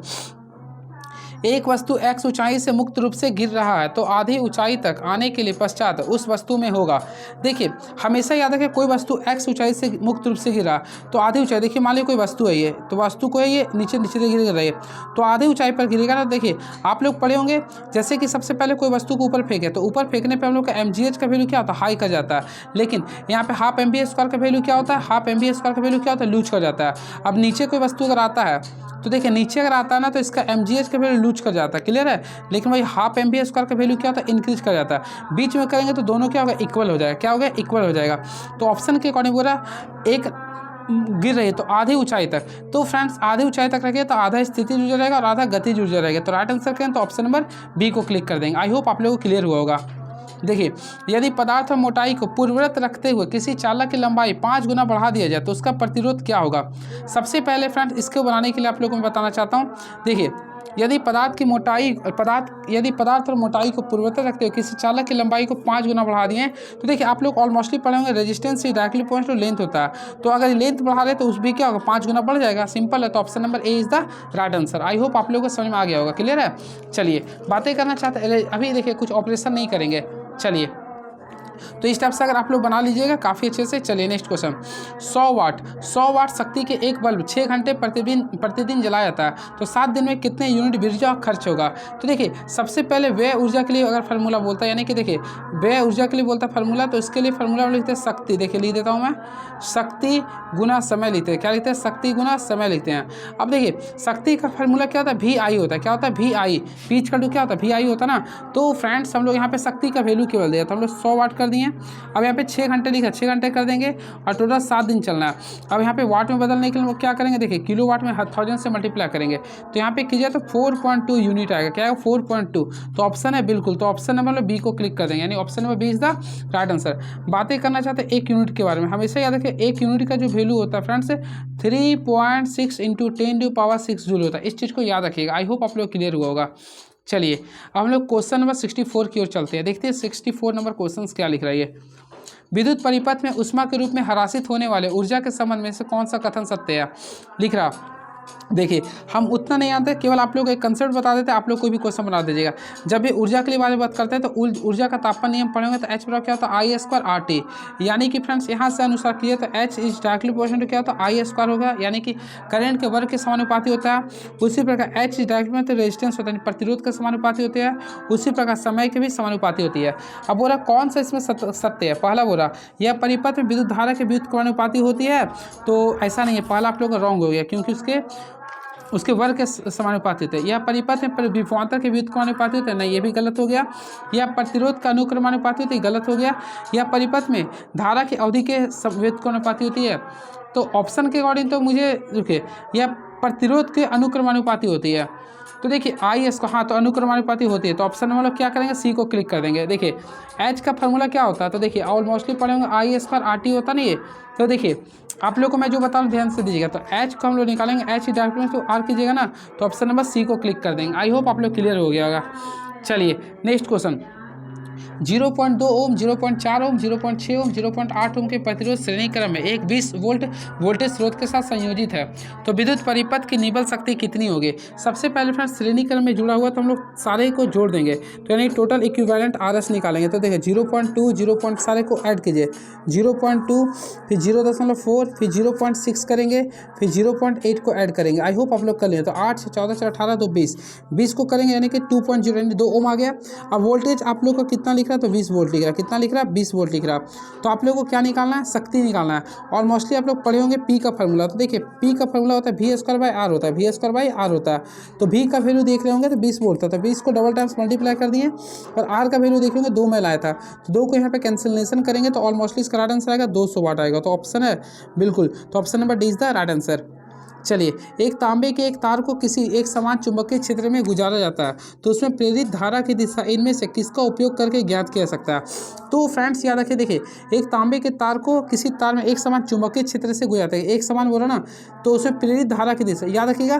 प्रेरित धारा की दिशा अगर जब भी बोलता है ना, तो उसके लिए हम लोग फ्लेमिंग के दाएं हस्त का नियम का प्रयोग करते हैं। जब भी धारा की दिशा ज्ञात करने को बोलता है तो फ्लेमिंग के दाएं हस्त का नियम का प्रयोग करते हैं। क्लियर है? चलिए अब देखिए इसमें 3 चीज़ याद रखिए,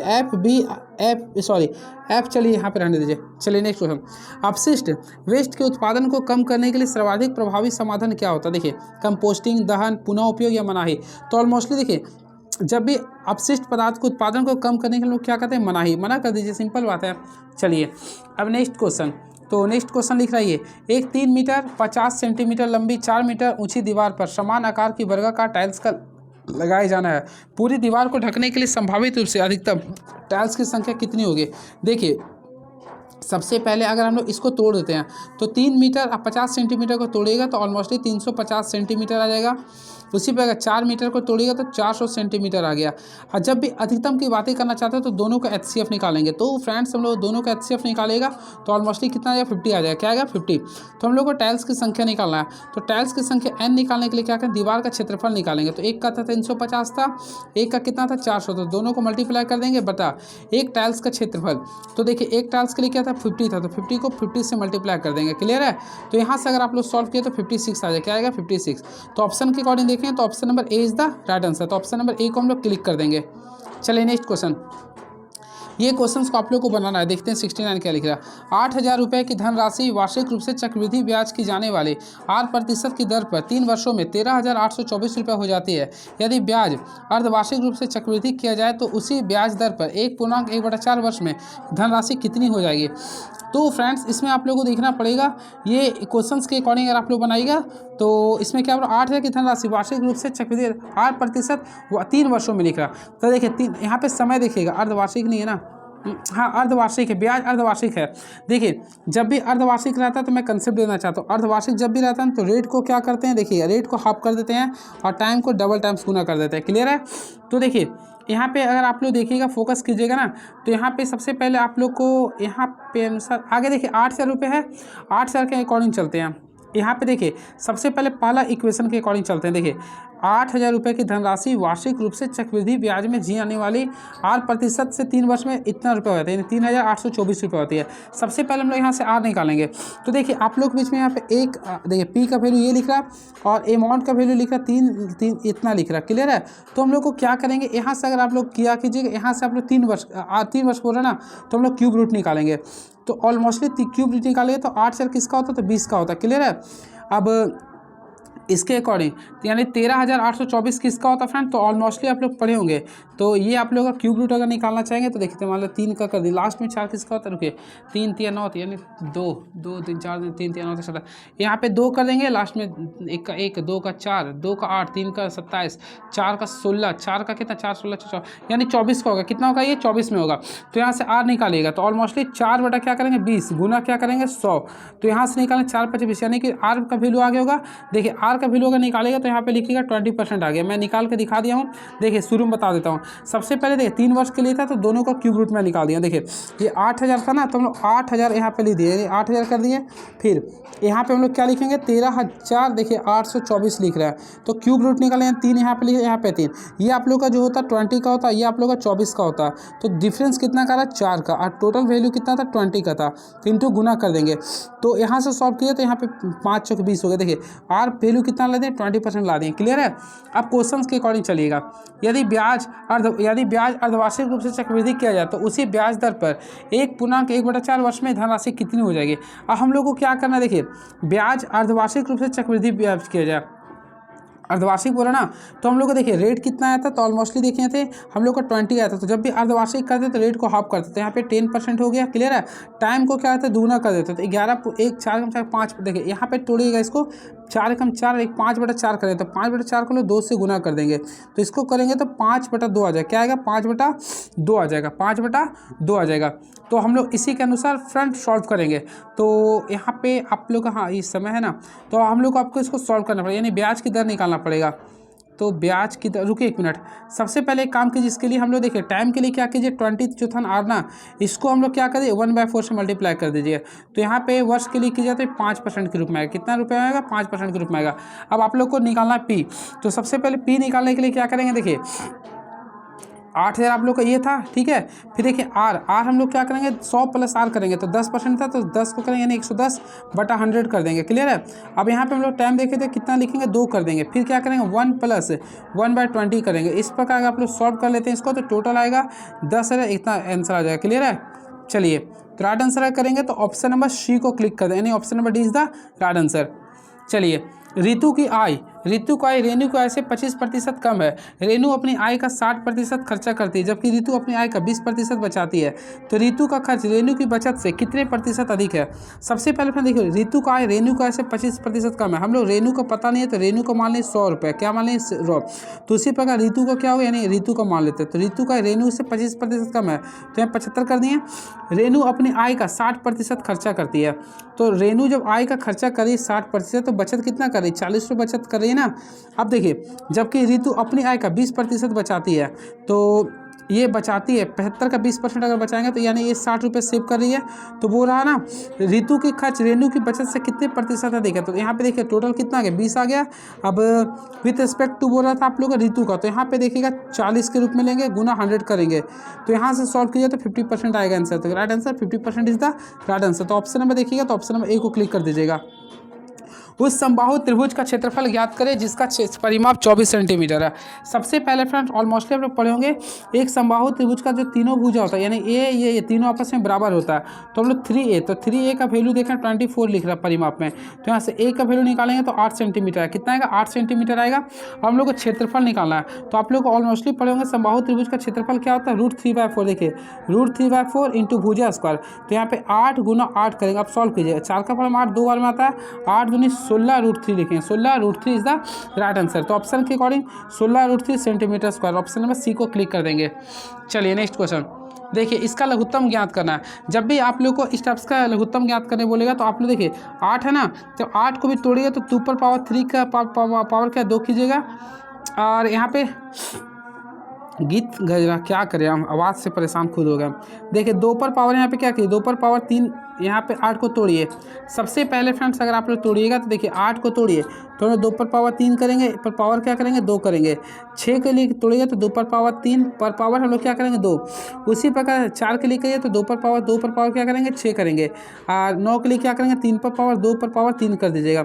अब इसी के अनुसार हम लोग यहाँ पे चेंज करके लिखते हैं। देखिए टोटल कीजिए तो 2 पर पावर कितना है 3 दूनी 6 आ गया। क्लियर है। इसी प्रकार यहाँ पे कितना है 2 पर पावर 2 रहेगा, फिर कीजिएगा तो 3 पर पावर 2 रहेगा। उसी पर 2 पर पावर कितना आ जाएगा 12 आ जाएगा, 2 पर 12 आ गया। फिर देखिएगा तो 3 पर पावर कितना आ जाएगा 6 आ जाएगा, 3 दूनी 6 आएगा। तो आप लोगों ने लघुत्तम ज्ञात करना है। तो देखिए सबसे पहले एल का वैल्यू देखिए 2 का अधिकतम वैल्यू कितना आ रहा तो यहाँ पे 6 2 8 टोटल 2 का वैल्यू 12 लिख देंगे। और उसी प्रकार देखें 3 का अधिकतम वैल्यू 6 रहा। तो ऑप्शन के अकॉर्डिंग देखें तो ऑप्शन नंबर डी को क्लिक कर दीजिए। तो option number D is the right answer. Sorry friends background आवाज़ आप लोगों को थोड़ा सा प्रॉब्लम हो रहा होगा, मैं क्या करूँ, मैं परेशान खुद हूँ इस चीज़ के लिए और कुछ कर नहीं सकता। आप लोग पास भी समय कम है, मेरा भी टारगेट है कंप्लीट करवाना है, थोड़ा सा स्ट्रगल है, इस चीज़ को झेलिए, क्या करें हम। देखिए ड्राइंग बोर्ड में बी अक्षर का अर्थ क्या है। 12 बजे रात को शूटिंग करता हूँ मैं वीडियो, तो भी रात भर आप लोग को समझ सकते हैं मैरिज का समय चल रहा है, दिन रात केवल अभी गाना वाना चल रहा है, इसलिए कुछ कर नहीं सकता हूँ मैं अभी। चलिए ड्राइंग बोर्ड में बी अक्षर का अर्थ क्या होता है। तो सबसे पहले याद रखिए ड्राइंग बोर्ड में ड्राइंग बोर्ड में बी जो अक्षर होता है ना क्या अर्थ होता है। तो बी जो होता है आप लोग का बोर्ड की साइज के लिए होता है, बोर्ड की साइज के लिए होता है। तो ड्राइंग बोर्ड में बी अक्षर का क्या अर्थ होता है, ये बोर्ड की साइज को शो करता है। क्लियर है। चलिए अब नेक्स्ट क्वेश्चन, ड्राइंग शीट के साइज को इस अनुपात में प्रदर्शित किया था। तो हमेशा याद रखिए ड्राइंग शीट के साइज को उसकी लंबाई और चौड़ाई यानी लंबाई और चौड़ाई के अनुपात में प्रदर्शित करते हैं। इसका रेशियो निकालेगा तो 1:√2 होता है। 1:√2 ये क्वेश्चन आप लोगों को पेपर में आएगा 1:√2। तो ऑप्शन नंबर ए को क्लिक कर देंगे। और सबसे बड़ा जो साइज होता है वह A0 का होता है। ये क्वेश्चन आएगा पेपर में, याद कर लीजिएगा। चलिए 74 हो चुका है, बस क्वेश्चन कुछ और बचा हुआ। देखिए दिए गए चित्र में t² पर a का क्या मान है। तो देखिए चित्र में दर्शाएगा t² में a का मान क्या था। और देखिए यहाँ पे ये जो a शो कर रहा है इसको हम बोलते हैं क्या बोलते हैं पटल बोलते हैं। क्या बोलते हैं पटल। तो ऑप्शन नंबर सी को क्लिक कर देंगे। देखिए इसे कार्यकारी राज भी कहते हैं। इसे पर ये बोने की पट्टी लगा होता है। क्लियर है। चलिए नेक्स्ट क्वेश्चन, इसमें विकल्प चुनना जो भिन्न है। देखिए सबसे पहले आप लोगों को देखना पड़ेगा सबसे अलग कौन है। देखिए 512 तो ऑलमोस्टली 8 का क्यूब क्या होता है 512, 9 का क्यूब क्या होता है 729, 256 किसी का क्यूब नहीं होता 343, 7 का होता है। तो 256 को क्लिक कर दीजिएगा। किसी राज्य की कम आय के लिए शिक्षा की कमी जिम्मेदार है। बिहार की प्रति व्यक्ति आय बहुत कम है। देखिए यहाँ पे क्वेश्चन बोल रहा किसी राज्य की कम आय के लिए शिक्षा की कमी जिम्मेदार है। फिर लिखा बिहार की प्रति व्यक्ति आय बहुत कम है। केवल निष्कर्ष 1 पालन करता है, केवल निष्कर्ष 2 पालन करता है। फ्रेंड्स आप लोग बताइए, देखिए क्या बोला बिहार में शिक्षा, देखिए किसी राज्य की कम आय के लिए शिक्षा की कमी जिम्मेदार है। तो देखिए बिहार की प्रति व्यक्ति आय बहुत कम है। तो यहाँ पे निष्कर्ष में लिख रहा बिहार में शिक्षा की दर बहुत कम है। देखिए ऑप्शन 1 जो है निष्कर्ष सही करता है। बिहार एक ऐतिहासिक राज्य का कोई इससे रिलेटेड नहीं है। तो ऑप्शन नंबर केवल निष्कर्ष 1 निकल रहा। नेक्स्ट क्वेश्चन, असंगत को चुनना है। तो देखिए आप लोगों को चुनना होगा। सबसे पहले देखिएगा 154 को पैराम फैक्टराइज कीजिएगा फ्रेंड। तो आप लोग यहाँ पे तोड़िएगा तो 2 × 7 × 11 आएगा। क्लियर है। उसी पर 168 का कीजिए तो 2 × 7 × 12 आ जाएगा। 198 का कीजिए तो 2 × 9 × 11 आएगा। यहाँ पे कीजिए तो 2 × 8 × 11 आएगा। तो सबसे डिफरेंट देखिएगा तो इसमें आप लोग का 12 आ जा रहा था, इसलिए आप लोग को ये डिफरेंट हो गया। चलिए अब नेक्स्ट क्वेश्चन, धूम्रपान स्वास्थ्य के लिए हानिकारक है। धूम्रपान एकमात्र आदत है जो इंसान को मार डालती है। धूम्रपान के कारण मृत्यु दर तेजी से बढ़ रही है। देखिए इसमें अगर आप लोग देखिएगा फ्रेंड तो दोनों में से कोई नहीं होगा। क्या होगा, दोनों से कोई मेल खाना नहीं करते, ये हानिकारक है। देखिए अब एकमात्र आदत नहीं है, धूम्रपान एकमात्र आदत जो ऐसा तो नहीं, बहुत सारा है, शराब भी होता है। धूम्रपान के कारण मृत्यु दर तेजी से बढ़ी, ये भी आप लोग का गलत है। तो ना तो निष्कर्ष 1 करेगा ना तो निष्कर्ष 2। तो ऑप्शन नंबर डी को क्लिक कर देंगे। चलिए नेक्स्ट क्वेश्चन, देखिए निम्नलिखित विकल्पों में से सही विकल्प का चयन कीजिए जो एक पूर्ण वर्ग बना सके। तो फ्रेंड्स आप लोग को इसको क्वेश्चन के अकॉर्डिंग देखना पड़ेगा ना। तो मैं आपसे बताना चाहिए इसका राइट आंसर होगा 134 होगा। चलिए अब 81 नंबर क्वेश्चन क्या लिखा, पूर्व दिशा में धारा प्रवाहित करने वाले सीधे धारावाही चालक द्वारा उत्पन्न चुंबकीय क्षेत्र की दिशा क्या होती है। तो हमेशा याद रखें ये जो होती है हमेशा दक्षिण दिशा होती है। क्या होती है, दक्षिण दिशा होती है। तो ऑप्शन नंबर डी को क्लिक कर देंगे। चलिए very next question is now. तो नेक्स्ट क्वेश्चन आप लोगों के सामने ये लिख रहा, प्रतिवर्ती धारा के संबंध में कौन सा कथन सही है। तो फ्रेंड्स ऑलमोस्टली आप लोग पढ़े होंगे। देखिए प्रतिवर्ती धारा किसे कहते हैं, देखिए ये होता है अल्टरनेटिंग करंट, जिसमें आप लोग का देखिए इस टाइप से साइनोसॉइडल वेव की तरह चलते रहता है, तो उसे बोलते हैं। क्लियर है। और ये मैक्सिमम जो चलता है डिस्प्लेसमेंट, इसे बोलते हैं एम्पलीट्यूड बोलते हैं। क्या बोलते हैं, एम्पलीट्यूड बोलते हैं। तो देखिए इसमें याद रखिए धारा की दिशा तथा परिमाण समय के साथ बदलती रहती है। तो ऑप्शन नंबर डी को हम लोग काफ़ी अच्छे से क्लिक कर देंगे। तो option number D is the right answer. याद रखिए भारत में प्रतिवर्ती धारा के जो रेंज होता है वो 50 हर्ट्ज होता है। क्या होता है ये, 50 हर्ट्ज होता है। तो चलिए अब चलिए नेक्स्ट क्वेश्चन, विद्युत फ्लक्स का एसआई मात्रक क्या होता है। सबसे पहले फ्रेंड्स आप लोग को जानना पड़ेगा विद्युत फ्लक्स का एसआई मात्रक। देखिए विद्युत फ्लक्स का एसआई मात्रक क्या होता है, तो ऑलमोस्टली आप लोग पढ़े होंगे। इसका होता है वोल्ट पर मीटर होता है, वोल्ट मीटर होता है, वोल्ट गुना मीटर होता है। तो देखिए सबसे पहले विद्युत फ्लक्स को फाई इंटू ई लिखते हैं, फाई इंटू ई लिखते हैं। इसका फार्मूला लिखते हैं एरिया इंटू क्षेत्र लिखते हैं, या फिर लिख सकते हैं विद्युत क्षेत्र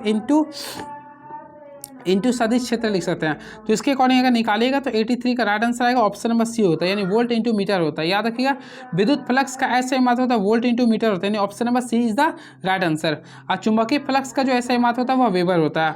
चलिए एक पिकोमीटर किसके बराबर होता है। तो फ्रेंड्स याद रखिए, देखिए एक पिकोमीटर ऑलमोस्टली आप याद किए सबसे पहले deci, centi, milli, macro, nano, pico. अब देखिए ये आप लोग लिखते हैं 10 to power 0, 10 to power -1, -2, 10 to power -3, 10 to power -6, 10 to power -9 और 10 टू पावर -12। तो देख सकते हैं 10 टू पावर -12 होता है।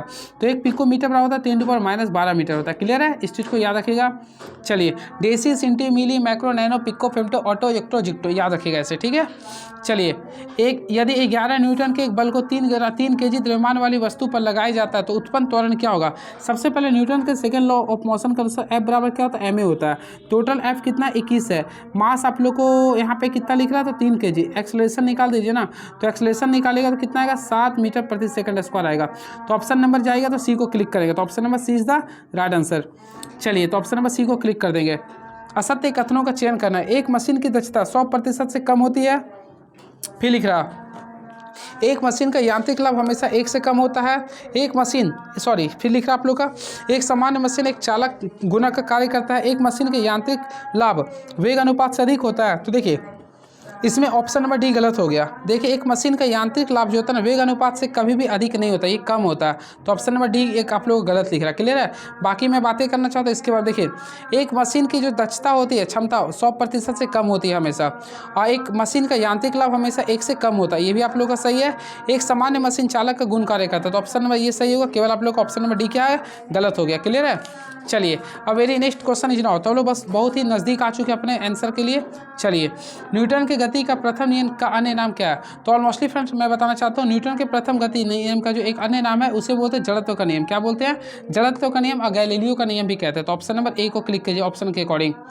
चलिए अब ये बोला 5:2:8 के अनुपात में ए बी सी के बीच एक राशि का बंटवारा किया गया। यदि ए और सी के हिस्से का अनुपात लिखा 7,740 रुपये है तो कुल राशि क्या होगा। सबसे पहले यहाँ पे देखिए 5:2:8 है। क्लियर है। अब ए और सी के हिस्सों का अंतर लिख रहा, तो ए और सी देखिए, ए और सी दोनों का अंतर देखेंगे 3 है। 3 का वैल्यू कितना लिखा, 7,740 लिखा। अंतर देखेंगे तो 1 का वैल्यू, तो यहाँ से सॉल्व कीजिएगा। देखिए 13 यानी कि 75 आ गया, 15 25 75 होता है, फिर 2 अच्छा यानी यहाँ पे आएगा 2580 आ गया, 2580 आ गया। तो कुल राशि ज्ञात करना है। तो 8 2 10 5 15, तो हम लोग क्या करेंगे 2580 में हम लोग गुना क्या करेंगे, 15 से गुना कर देंगे। अगर आप लोग गुना करते हैं तो ऑप्शन आएगा 3380070। तो ऑप्शन नंबर ए को क्लिक कर देंगे। चलिए अब आप लोग इसको बनाइए। देखिए अंडर रूट में सबसे पहले देखिए ये लगातार 3 में है, तो ऑलमोस्टली पढ़ेंगे 3 स्क्वायर है, तो 3 का स्क्वायर क्या होगा 9 कर देंगे। यहाँ पे 4 वैल्यू है तो 4 का स्क्वायर कितना होता है 16, तो यहाँ पे मल्टीप्लाई में 16 कर देंगे। फिर यहाँ पे करेंगे तो 1 2 3 4 5 ज़्यादा, 25 को हम लोग यहाँ पे कर देंगे। अब आप लोग गुना कर दीजिए। 3 कर दिए, 16 किसका होता है 4 का, 25 किसका था 5 का, 5 चौक 20 दिया 60 होता है। तो राइट आंसर हो गया 60 हो गया। काफ़ी इजी क्वेश्चन था। तो option number C is the right answer. चलिए साधारण ब्याज की दर पर एक धनराशि 6 वर्ष बाद 12,000 रुपये और 9 वर्ष बाद 15,000 रुपये हो जाती है, तो ब्याज की वार्षिक दर क्या होगी। सबसे पहले फ्रेंड अगर देखिएगा 9 वर्ष में कितना लिख रहा था, 15,000 रुपये लिख रहा था। चलिए 9 लिख दिया हूँ। उसी प्रकार 6 वर्ष में आप लोग का जो लिख रहा है 12,000 रुपये लिख रहा था। चलिए हम लोग 12,000 लिख दिए। तो यहाँ के अकॉर्डिंग देखें तो 3 वर्ष के लिए आप लोग का जो टोटल अमाउंट जो आ रहा है, यानी कि टोटल अमाउंट जो आ रहा है आप लोग का 3 वर्ष में 3000 आ रहा है। कितना आ रहा है? 3000। तो हम लोग इसका अगर 1 वर्ष के लिए लिखें, यानी सिंपल इंटरेस्ट निकाले, यानी प्रिंसिपल देखिए 1 वर्ष के लिए कितना आ गया? 1000। तो यानी कि यहाँ पे सिंपल इंटरेस्ट कितना आ गया फ्रेंड्स? 1000 आ। और हम लोग को रेट निकालना है, तो ऑलमोस्टली आप लोग रेट का फॉर्मूला पढ़े देखें, नहीं तो आप लोग सिंपल इंटरेस्ट का फॉर्मूला करके निकाल सकते हैं। एस आई बराबर क्या होता है? PRT गुना PRT/100 होता है। इस फार्मूला का यूज कीजिए। तो देखिए एस आई का वैल्यू कितना मैं लाया था? 1000 कर दिए। प्रिंसिपल अगर देखे होंगे तो प्रिंसिपल कितना लाए थे मैं भूल गया हूँ, यानी कि 1000 था ना, तो 1000 में से 6 से गुना किया, यानी 6000। अब 12 से यहाँ पे 6000 रहेगा। प्रिंसिपल 6000 था, और आप लोग को टाइम निकालना था। बाई क्या करेंगे? 100। अब आप लोग सॉल्व किए, 0 0 0 0 कैंसिल हो गया, ये 0 0 कैंसिल हो गया, तो 100/6 आएगा। 100/6, तो 100/6 को सॉल्व कीजिएगा तो यानी 50/3 आएगा। 50 यानी 16 पूर्णांक 2/3 आप लोग आंसर कर सकते हैं। तो ऑप्शन नंबर बी को क्लिक कर दिए, यानी 90 का राइट आंसर होगा। Option number B is the right answer. चलिए इसे अवरोही क्रम में सजाना होगा, तो फ्रेंड्स अवरोही क्रम में से तो ऑप्शन नंबर बी आ जाएगा आंसर। आप लोग देख लीजिएगा, इसमें इकाई अंक निकालना है। तो देखिए सबसे पहले इकाई अंक कीजिएगा ना, तो इसका तरीका मैं बता देना चाहता हूँ। देखिए सबसे पहले इसके पावर को देखिए, 1632 है, हम लोग जो पावर रहेगा उसे 4 से डिवाइड कीजिए। देखिए 4 का पावर 32 कट जाएगा, तो ऑलमोस्टली इसका रिमाइंडर कितना बचा? 0। तो ये आप लोगों को 4 5 2 3 लिख रहा ना, इसके ऊपर हम लोग कुछ नहीं, 0। जब भी 0 आता है तो उसके ऊपर हम लोग कुछ संख्या नहीं लिखते हैं। तो देखिए इसका इकाई डिजिट लिखेंगे, तो इसका इकाई डिजिट 3 है ना। और हम लोग इसके ऊपर देखिए मैं आप लोगों को बताना चाहता हूँ, अरे भाई हो जाना ये, तो देखिए इसके ऊपर कुछ भी नहीं लिख सकते हम लोग, क्या लिखेंगे? 0 ही लिखेंगे। फिर देखिए यहाँ पे 4 लिख रहा है, तो इसके ऊपर 4 के ऊपर भी कुछ नहीं लिख रहे, 0 कर देंगे। फिर 5 लिख रहा है, 5 के ऊपर भी कुछ नहीं, तो 0 कर देंगे। और आप लोग गुना कर दिए, 5 और 20, 20 दिया कितना होता है? 20 दिया 60 आ गया, 60 की पावर 0 हो गया। अब देखिए किसी का पावर 0 है, फिर यहाँ पे 0, तो इसका वैल्यू 0 ही होगा। तो राइट आंसर करेंगे तो यहाँ पे 0 आंसर आएगा, क्योंकि देखिए 0 आ रहा था ना, ये 0 के पावर आप लोग नहीं तो कर दीजिए इस टाइप से, तो ऑलमोस्टली राइट आंसर क्या होगा? 0 ही होगा। तो ऑप्शन है बिल्कुल, तो ऑप्शन नंबर ए को क्लिक कर दीजिएगा। चलिए अब नेक्स्ट क्वेश्चन, बस 93 है क्वेश्चन देखते हैं। तो फ्रेंड्स 90 देखिए, निम्न 30 डिग्री 60 डिग्री के सेट स्क्वायर में अल्फा का मान निकालना। देखिए आप लोग को 30 डिग्री, ये आप लोग को ऑलमोस्टली पता 90 होगा, क्लियर है। ये देख सकते हैं ज़्यादा, तो ये 60 डिग्री हो गया, ये कितना हो गया? 30 डिग्री। तो यहाँ पे अल्फा भी निकालना, तो 180 में से 30 घटा है तो 150, यानी option number 20 the right answer. यदि कोई रेखा VP पर यानी कि वर्टिकल प्रोजेक्शन पर स्थित है, तो इसका XY पर क्या होगा? तो ऑलमोस्टली ये क्या होगा? शीर्ष दृश्य होगा। क्या होगा? ये शीर्ष दृश्य। तो ऑप्शन नंबर ए को क्लिक कर देंगे। HP से झुकी रेखा का अनुरेख प्राप्त होता है, तो हमेशा याद रखें ये जो प्रेप करता है वो HT करता है। क्या कहता है? HT ही होता है। तो याद रखिए हॉरिजॉन्टल प्रोजेक्शन से झुकी रेखा का क्या होता है? HT होता है। चलिए नेक्स्ट क्वेश्चन, तो नेक्स्ट क्वेश्चन लगेगा ड्रिल टूल ड्रम। तो देखिए यहाँ पे आप लोग को ड्रम एक प्रकार का इंस्ट्रूमेंट होता है, तो क्या लिखे? इंस्ट्रूमेंट, यानी option number C is the right answer. घड़ी 12 बजने में 33 सेकेंड का समय होगा। एक घड़ी 12 बार बजने में 33 सेकेंड का समय लेती है, तो 7 बार बजने में कितना समय का लेंगे? सबसे पहले जब भी स्टेप्स का क्वेश्चन आता है देखिए 33 कर देंगे यहाँ पे। अब कितना था? 12 बजने में, तो जो रहे उसमें से घटा दीजिएगा, तो यहाँ कीजिए तो टोटल 3 आ रहा है, तो उसी प्रकार हम 7 करेंगे। अब 7 - 1 कर देंगे, गुना क्या करेंगे? 3 कर देंगे। अब सॉल्व कर दीजिए, तो 7 - 1 गया 6 को 3 से गुना कर 18 सेकेंड लेंगे। काफ़ी ईजी क्वेश्चन था ये, तो राइट आंसर जाएंगे तो 18 आ गया था। फिर से बता देना चाहते देखिए एक घड़ी 12 बजने में 33 सेकंड लेता है, तो देखिए प्रतिवर्ती अंतराल लिखा है तो 33 लिख रहा, क्लियर है। अब 12 जो रहेगा उसमें से घटा देते हैं, यानी 3 आ गया, यानी प्रति समय अंतराल 3 लिख रहा। हम लोग को 7 बार बजने में लगा समय, 7 बार बोला तो जितना बार बोला उसमें से घटा देते हैं, यानी 6 आ गया। एक बार बजने में कितना लगा? 3 लिखा, तो 6 थे कितना? 18। चलिए अब क्वेश्चन नंबर 98 चलते हैं। रहीम सीधा बिंदु E से F की ओर, देखते हैं क्वेश्चन क्या लिख रहा। प्रॉब्लम तो हो रहा होगा आप लोग को भी, क्योंकि मैं खुद वीडियो जो बना रहा हूँ आप लोग को आवाज़ के कारण मैं खुद समझा नहीं पा रहा हूँ। देखता हूँ क्वेश्चन क्या लिख रहा, फिर भी बहुत प्रयास किया बताने के लिए। देखिए रहीम सीधा बिंदु E से F की ओर, यानी E से लेके या F को जा रहा है 5 किलोमीटर। चलिए 5 किलोमीटर चल गया, फिर वो F से वह बाएँ मुड़ता है और 6 किलोमीटर G तक चलता है। चलिए यहाँ तक G कर दिए, 6 हो गया।